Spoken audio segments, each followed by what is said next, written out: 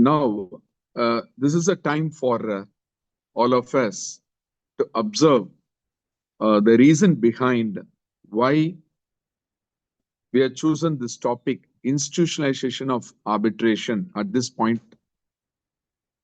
All of us, particularly in the Indian subcontinent, would be aware that arbitrations always happen in an ad hoc manner.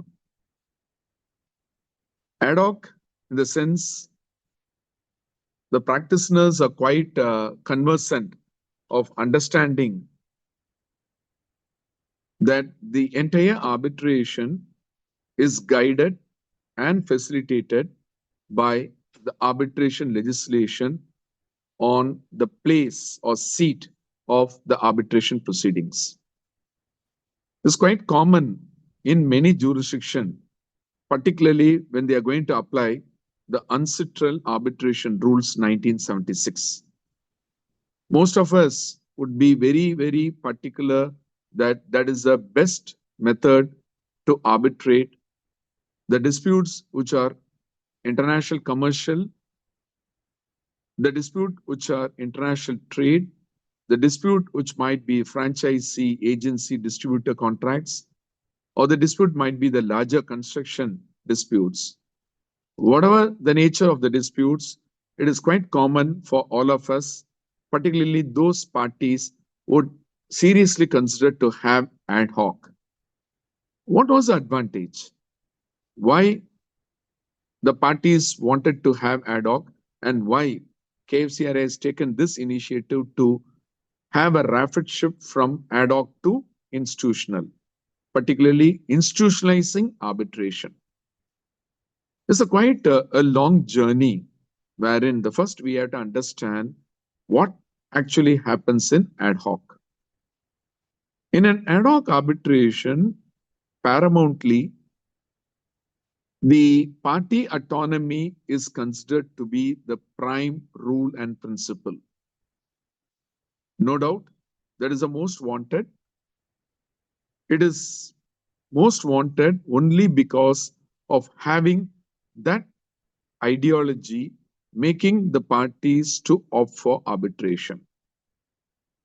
The parties, subject to confidentiality, can choose the arbitrator.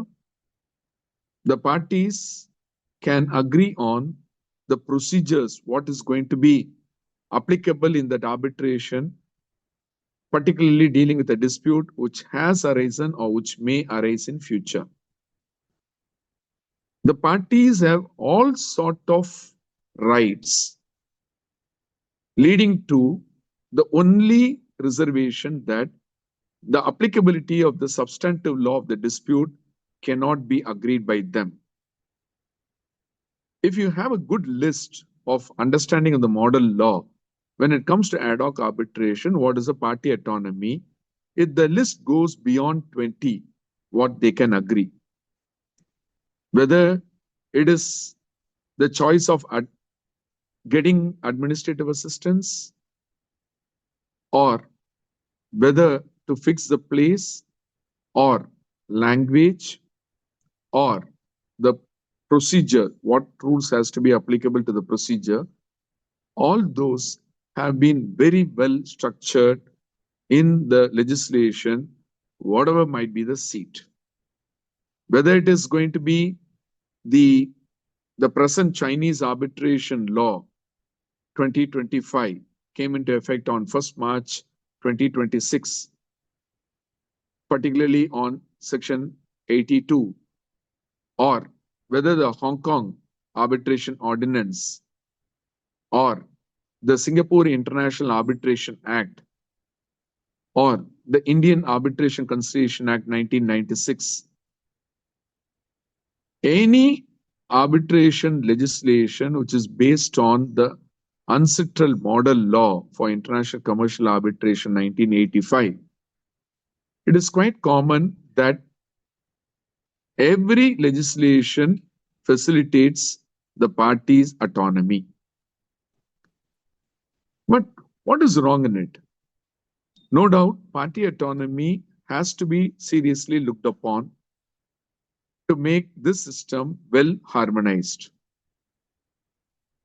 Of late, when it comes to the initial process of starting the arbitration and conducting the arbitration proceedings, the parties, when they have this ad hoc, they have to literally seek the assistance of the local courts.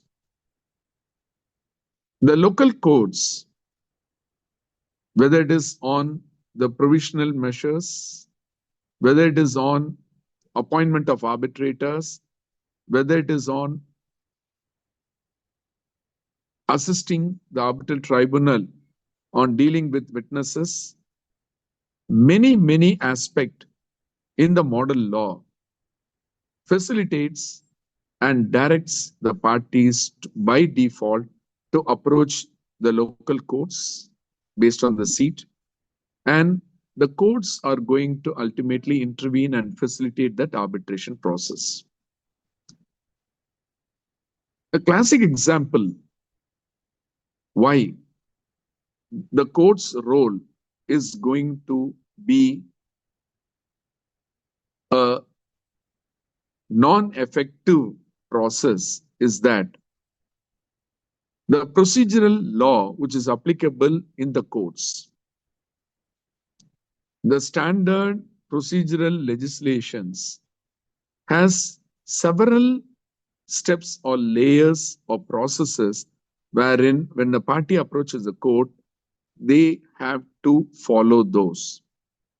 These procedures or steps would eventually burden the courts and ultimately gives lot of room for expanding the time zone for that particular arbitral disputes to be disposed of, whether by way of an award or by an award heading it for execution or challenge or annulment. The time taken in the courts, good example, if the parties couldn't agree on the appointment of arbitrators, default provisions of model law adopted jurisdictions or even the other jurisdictions like Finland Arbitration Act or the UK Arbitration Act 1996 and the present one 2025. All these legislations gives options for the courts to appoint the arbitrator if the parties couldn't agree. It is a quite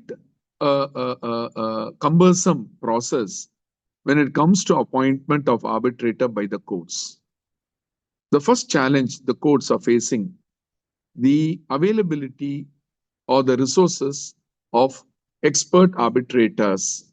It's not that technical experts, even the legal expert arbitrators who are very much available beyond the conflict of interest, which has been laid down under the IBA guidelines on conflict of interest in international arbitration. Identifying the arbitrators or the resources of arbitrators is quite a lengthy process for the courts, and that too, the courts have to effectively manage to propose an arbitrator who has no conflict of interest.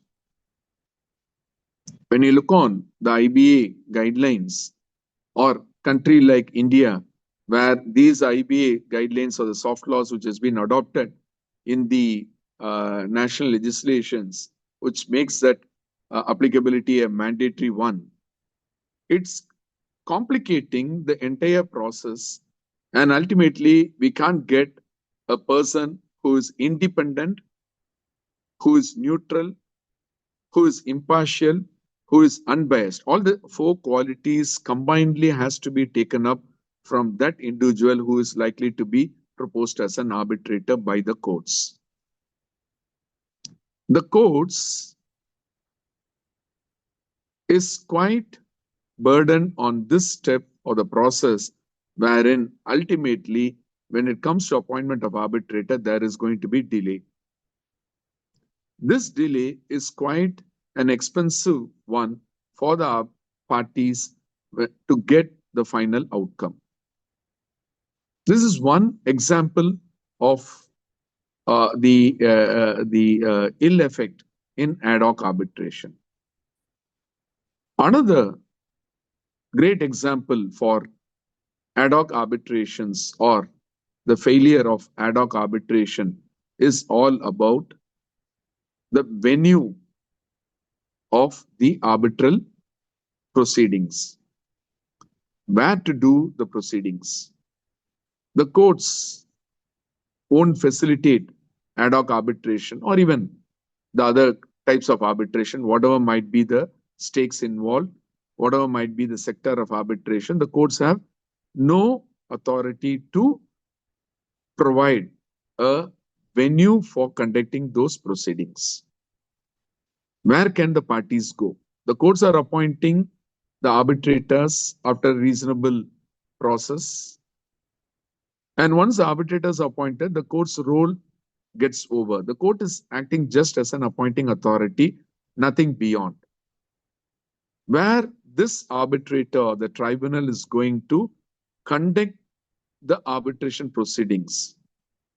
In international arbitrations, when it comes to oral hearings, it's mostly confined with examination of the witnesses, cross-examination of the witnesses by either parties. The time is fixed, but where it is going to happen, which is going to be the venue, whether the venue is a neutral venue. Can that venue be acceptable to all the parties, or whether the venue itself is going to be a hindrance to enforce that arbitral award, or it might be a ground for challenging that arbitral award or annulling that arbitral award. No doubt, the parties have to make an analysis of finding the right venue to conduct the arbitration with all the necessary facilities, requirements to conduct that process. Third, important or significant aspect or an ill effect which we can see in ad hoc arbitration is all about the core element of that arbitration, that is secretarial assistance. And arbitration and ad hoc arbitration is not guided by the courts. Not only venue, the courts doesn't facilitate or provide a registry assistance for that arbitral proceedings. The arbitrator needs to have administrative assistance, but when it comes to administrative assistance, to what extent the courts are facilitating, the answer is nil. The court is not bounded to do it. The court has to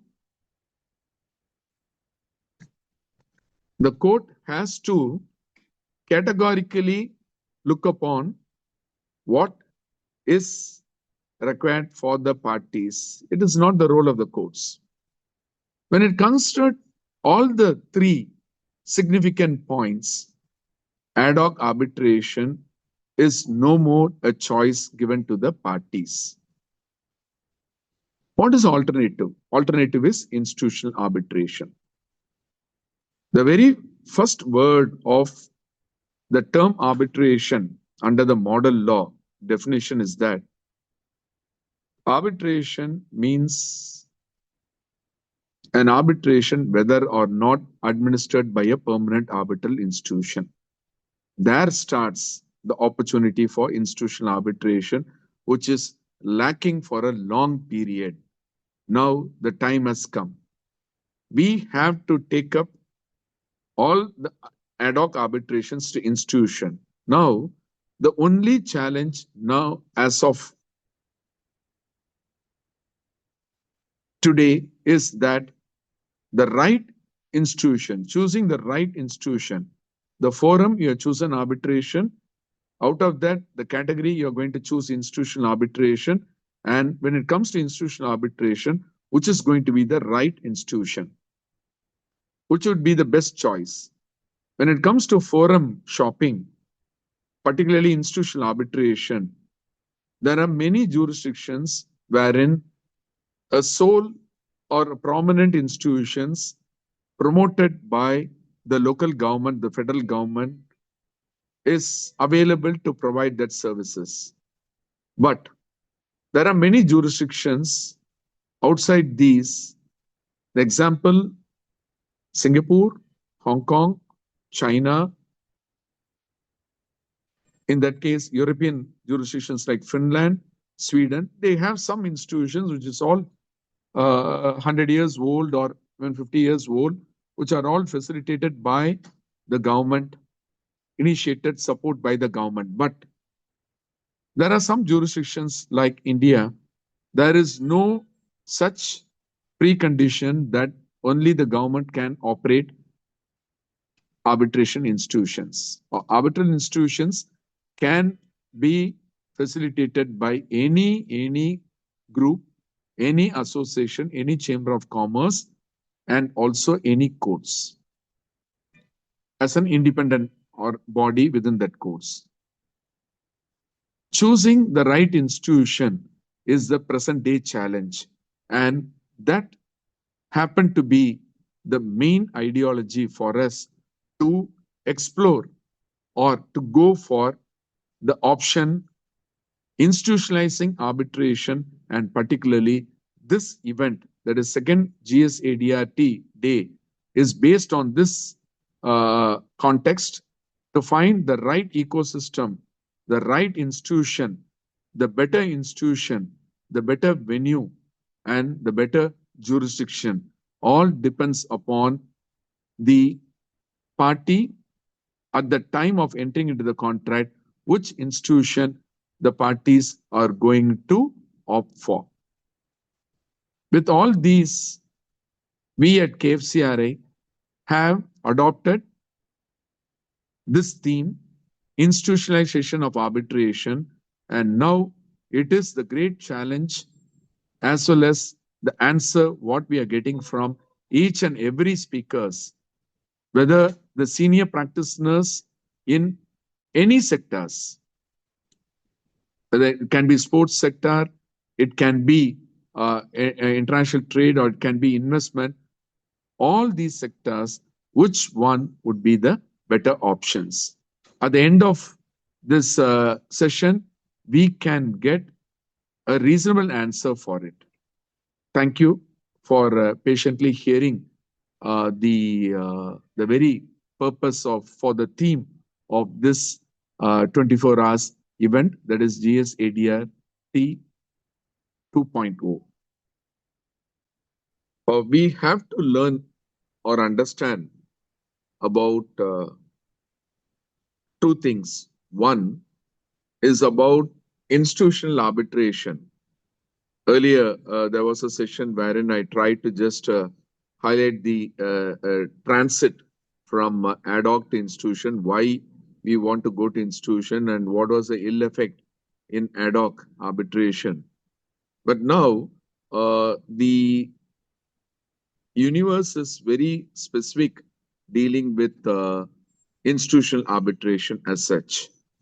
Whether it is the jurisdiction in Asia, or in Africa, or in Europe, or in the Oceania, or even in the American continent, the parties have accepted institutional arbitration.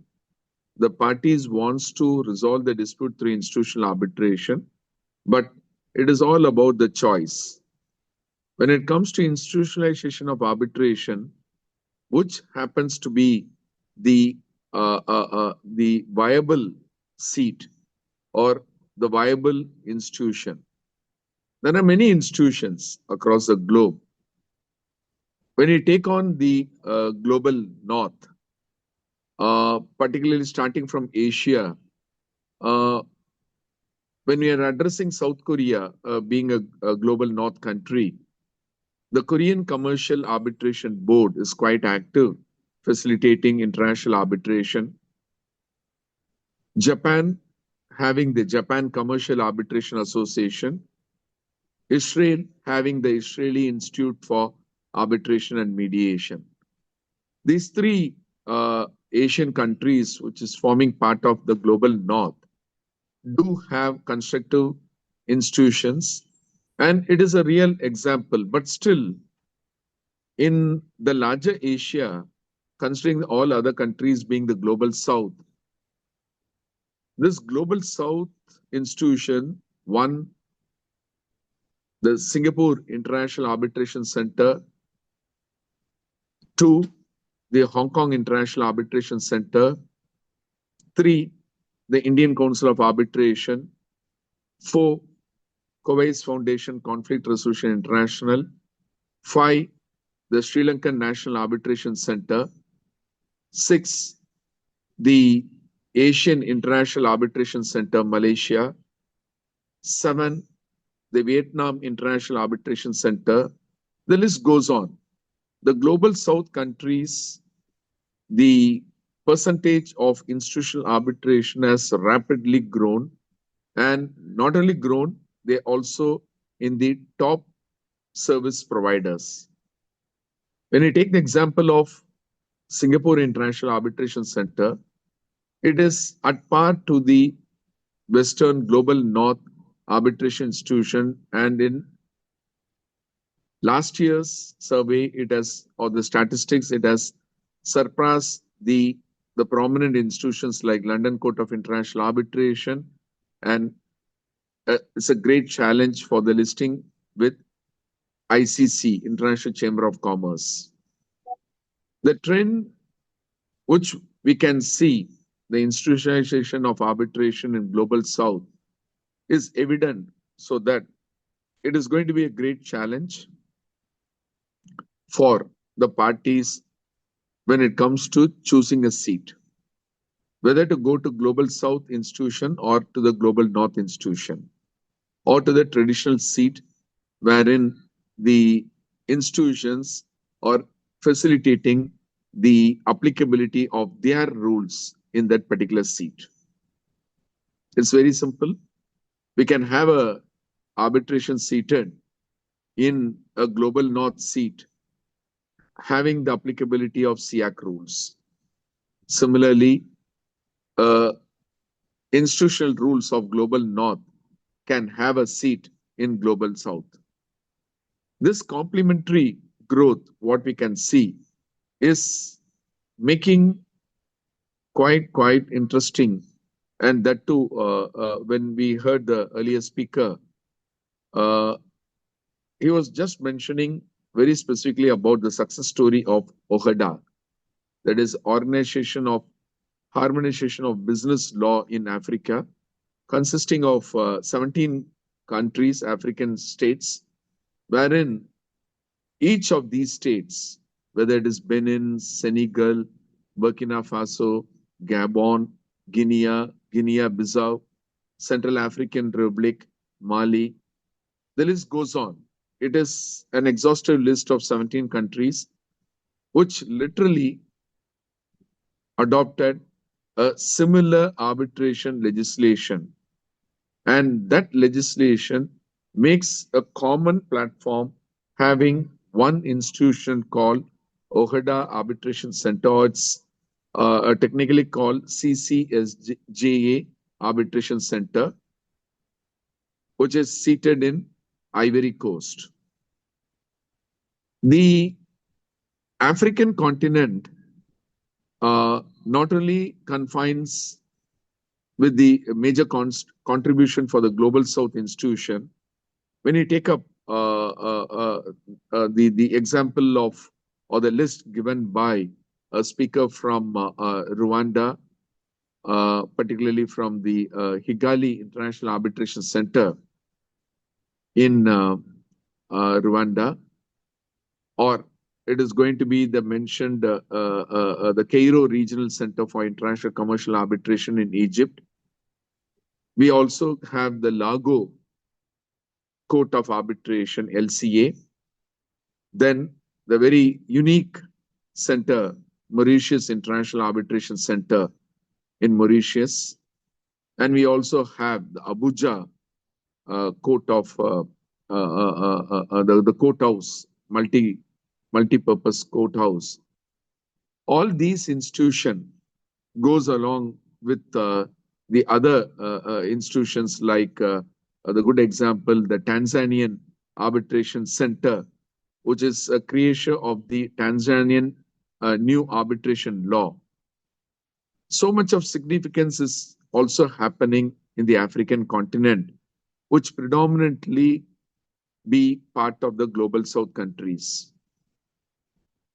Moving further on the other the part on the Latin American concept, which also contribute to the Global South. The traditional Caracas Arbitration Center, which we can see a flourishing one, facilitating the Spanish language arbitration seated in Caracas, Venezuela. And we can also see centers predominantly developing in Brazil, which is Portuguese-centric arbitrations. Now it's also English. We see Peru, Chile, Colombia, and the erstwhile institution CAM Santiago in Chile is a very prominent institution in Chile.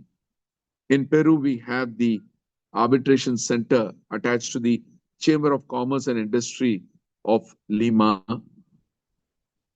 All these institutions, which were in existence for a long period, now started to recognize the acceptance or the role of foreign arbitrators coming and arbitrating in the seat, which predominantly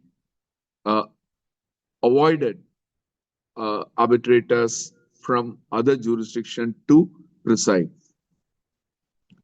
The Latin American institutions, including institutions in Argentina, the Guyana, the Caribbean, and few Central American states, particularly Panama, the arbitration centers in Panama, the arbitration centers in Ecuador, El Salvador, Guatemala, all attached to the local chambers of commerce industry, now also are contributing quite a valuable, sensitive ideology for development of institutional arbitration. The hostility which prevailed quite a decade earlier has now vanished, and each and every arbitration institution in the Global South countries have taken this as a serious task and now are valuably contributing to the growth of institutional arbitration. Having said that, what happened to be the ideology of KFCRI bringing this, you all earlier heard? Very specifically, there is one thing everyone has to look upon and take into consideration or try to find out an answer: why we are arbitrating, why we want to arbitrate, what is the paramount ideology to go for arbitration. Whatever might be the jurisdiction, the seat might be in a jurisdiction which is quite closed. The market is not free market, but still, even in those jurisdictions, we can very clearly understand what happens to be the dispute resolution process. The jurisdictions like Russia, one of the countries of the former Soviet bloc, we can clearly understand the applicability of arbitration on the front of identifying those to be courts, arbitration courts. Now, we heard from one of a very prominent speaker, a case counsel from Asian International Arbitration Center a few hours earlier. She was mentioning about the creation of court of arbitration within the institution. It is a well-structured bifurcation. Earlier, it was in the practice in ICC, International Chamber of Commerce, International Court of Arbitration. The institution has its own court. When it comes to jurisdictional aspect, arbitrators' appointment issues, removal of arbitrators, accepting the challenge pertaining to the validity of the arbitration clauses, all were entrusted to the courts. When it's been entrusted to the courts, we can clearly understand that the independence, the credibility of those institutions is clear. When you look on jurisdictions like Russian Federation, we can just take the example of the very old institution, International Commercial Arbitration Court, attached to the Chamber of Commerce and Industry of Russian Federation. It is very clear many jurisdictions, whether it is in the global north or in the global south, have for a long period made this arbitration as the only available dispute resolution mechanism, particularly for commercial disputes. And now the time has evolved for all of us to understand that institutional arbitration is a one-stop solution. And KFCRI has taken this to the next level, hopefully. We are proud enough to share this. We have taken to the next level of making institutional arbitration as the only source alternative to the ad hoc arbitration. And this mechanism, which has already grown, is also likely to be taken up in a serious note in more than 30 institutional arbitration, or the institutes, or even the think tanks, the research institutes, which are facilitating arbitration in the manner how it has to be. These are some takeaway from the speakers of this second GSADRT or day 2026. And we have to be proud that we are part of it. Not only a simple role what we have taken, we are also very successful. We are all contributing, whether as an individual or an official of the secretariat of the institution, or the founders of the institution, or even the stakeholders facilitated by the government, through the government, and for the government. Thank you for patiently hearing this consolidation of ideas, what has been evolved in this particular session, second GSADRT or D 2026.